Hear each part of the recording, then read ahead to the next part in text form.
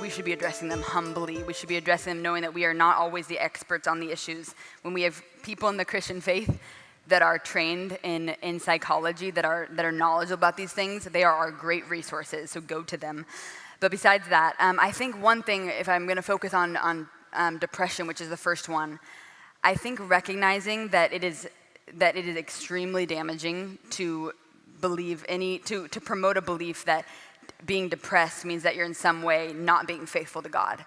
To recognize that depression is something that is holistic. It has something to do with the chemicals of our bodies. It's not something that we should ever condemn in another person. I think that's something there needs to be great tenderness about.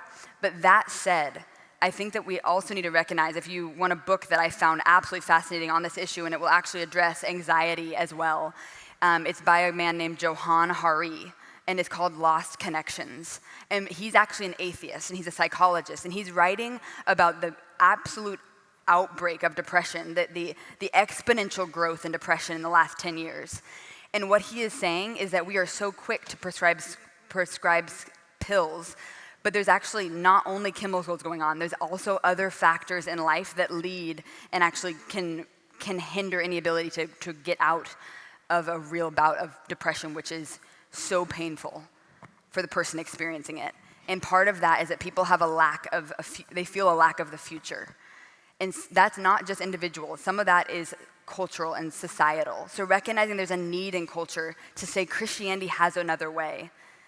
An atheistic mentality, a naturalistic worldview that says that the world is an accident and that life is meant for us just to create our own meaning before we die. That there's actually societal effects, there's psychological effects of not believing that there's more to this life, that past mistakes can be redeemed. And that is something that we as Christians can speak to, that we're meant for something more, and that's something that can aid in the journey of those who are struggling with depression. I know that there are many probably here today who have dealt with it. I have dealt with it. My father has dealt with it at extreme ways at times. So it's not something to take lightly, and it's something to do research on and to really consider, and then to be able to approach in Christian love. It's an amazing, amazing opportunity for us.